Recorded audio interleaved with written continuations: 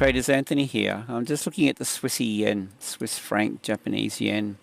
At the moment, we definitely have a bearish tone. Okay, so we have a lower low here from these points. Now, if we have a look at this on and lower highs, if we have a look at this on the daily, we can see also, if I open that up, just in terms of the price action here, this channel heading down here. I've pulled a couple of levels through. These are big levels on the daily time frame, and I've actually copied them to all the charts. So we've hit this support level here. Okay, so we're bouncing off this equity here at the moment, and how much of a pullback we get is anybody's guess, but my plan of attack with this is definitely short. And if I open this up full screen, what I'm generally looking for is, you see how price is traveling or trading under this cloud here. What I'm generally looking for is a pullback into these parallel lines. The other thing we can do, if you don't have our indicators, is use Fibonacci. And I'm looking for an entry. If we grab this fib, let's say swing high to swing low, well, that looks like it meets my criteria. Okay, so this short here, see how it traded back into this yellow zone? Well, that's my optimal entry for a trend continuation. When we get a breakout of the cloud, either red or green, I'm looking for, as long as we have confluence on the higher time frame on a 4-hour chart. This is 15-minute. Okay, as long as we have a confluence on the higher time frame, the direction of the trend. So that's my entry.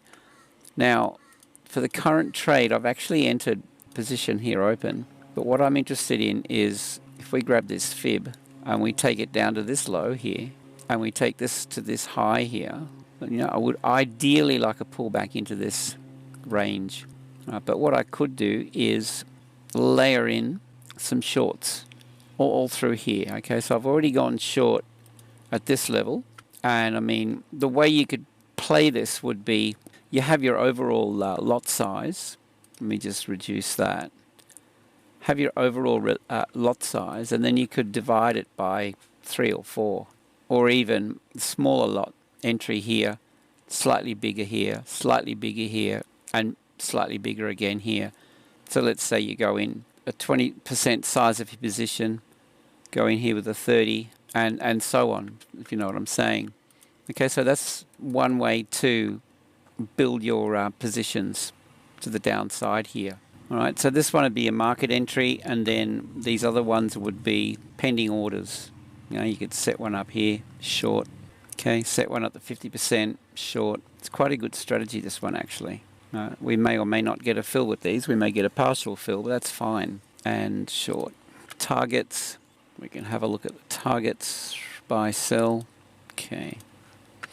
All right, so staggering our positions all through this range through here. Targets, we'll just open this up on, go a 4-hour chart. Let's have a look left. Okay, so we'll just throw in some levels. There's a bottom here, and I'll even go with this, these lows of these body candles, candle bodies, I should say. All right, that's a level. That's a level. Through here, that's a level. Now, for those of you who are fairly new to trading, what do we mean by support and resistance? Basically, what this is at certain levels, institutional traders will have resting orders in the system. Let's just have a look at this over here, and I'll explain this. Here's a level. Right? See how we rejected here? Basically, what happened here was institutional traders are ready to short this at this level. Right? They have orders already in the system, pending orders, short. So let's just say we're back here somewhere, and they've already mapped this out. They know this level from previous levels. They're always going to come back to a buy, sell, trailing top, stop loss, or just call it sell. They have levels, support and resistance levels, where they've previously traded. And if we have multiple interaction or multiple touches at these levels, the bigger the level. Okay, so let's just say, for example, we're trading around here. They're going to project profit taking up here and an opportunity to short the market. Okay, so they get in with their orders early. Market trades up, and we call this resistance. But in fact, what's happening is there are sell orders in the books that overwhelm the buyers. Okay, so there's not enough buy orders coming in at this price level to break through these resting orders short. So then we get this sell-off, right? That's institutional level trading. That's what they do. They have their levels. All right, so with that in mind, we can come out to like a higher time frame, like a daily chart, and we can assume that there's going to be resting orders. Let's just check that out at certain levels. We'll just take the noise away here. We'll just go to a line chart. There's a low here. Okay, so let's just look for some targets short. Well, that's a good one. So I would say that there would be resting orders here to take profits from shorting it from up here. Right, so that's a level right through here. So let's just call that a support level. All right, so this is how we can plan our trades. And this, we should be doing this with every trade. We should always be, prior to trading, we should always, that's going to be support, planning our levels of profit taking, support and resistance. Let's just copy that, sync to all charts. So I can assume that there's going to be profit taking here, sync to all charts. So that's going to be a target. My other target then will be this guy here, right where my mouse is. There, I'll just move that up a little bit. Okay, we'll just take out the candle wicks. So we've hit the candle bodies here, and we've hit the candle bodies here, 2 touches more or less. All right, so these are the key levels if we're looking to short this.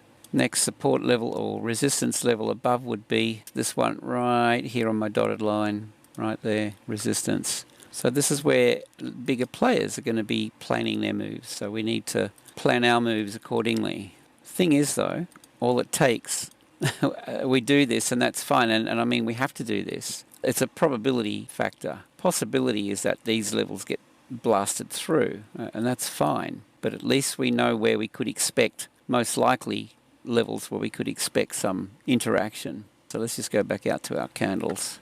All right, so we have a bit of a plan here. So if I come back into our lower time frame then, okay, I'm going to go with this higher time frame bias to the downside. I'm going to layer in these, and look, see there's a perfect target right here. Let's just go back in time. So there's a high, these two candle tops here, and this range high here. That's a high, that's a level. So let's just throw a level in there. So we'll just call that a support level. All right, so I'm going to go off this level here is going to be T1. So we'll just type that in. T1 I'm going to take, I don't know, 2/3 or 70%, whatever it is. T1 70%. I'm good with that. After this, I mean, we know there's going to be some kind of, possibly some kind of rejection here, and it might sort of bounce back. But the idea then is take 2/3 off and let the rest trail. To show you what I mean, if we did that here, for example, okay, we got a break out of the cloud there. There's a price breaking out of the cloud, and we do our thing. Okay, let's just say that's our first pullback, break out of the cloud. Enter 3 positions long here. Okay, close 2 of them, or 2/3 I should say, here, and then let the last one run, and look what we get. There's our entry, and that's where we make our money. 1/3 of our position remains open. I mean, this may or may not continue down, but it gives us the opportunity then. See, we're getting a bit of a push up now. And you might find that prior to market opens, like the London Open, it could push in the opposite direction of where it's going to trend initially. That's just traders tapping into liquidity to trade it. I mean, here's an example. You know, I mean, it gets pretty whippy sometimes, but let's say big players are looking to short this.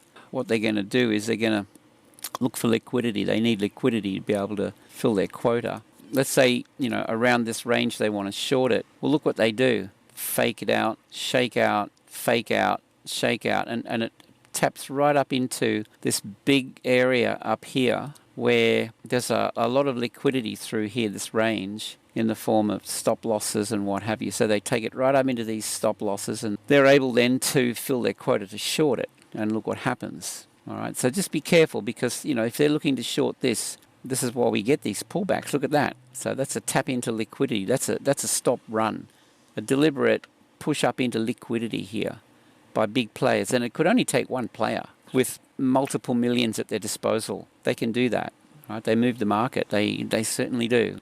So anyway, there's a lot in that. I mean, the other thing that can happen with this is they push it up, and then they push it up further, and then they push it up further.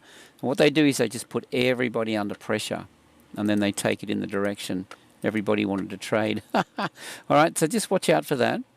I don't want to ramble on too much, but that's my plan. TP1, take, you know, 2/3 off, and then let the rest trail. And I mean, if we do get a trail, how far can that go? Well, I mean, who knows? But we give ourselves then an opportunity to take money out, and if we get that, then it's a great trade. If it doesn't and it rolls back, well, so be it. Doesn't matter. We've already taken our money out and we're ahead. All right, so that's the plan, guys. Swissy yen strategy, my trading strategy. This is a trend continuation trading strategy. I'll call it quits at that. Check out the links below the video in the description. You can access my indicators, videos, tutorials. I'll be doing regular tutorials on this. And yeah, with that, have a great day, safe trading, and I'll see you in the next video.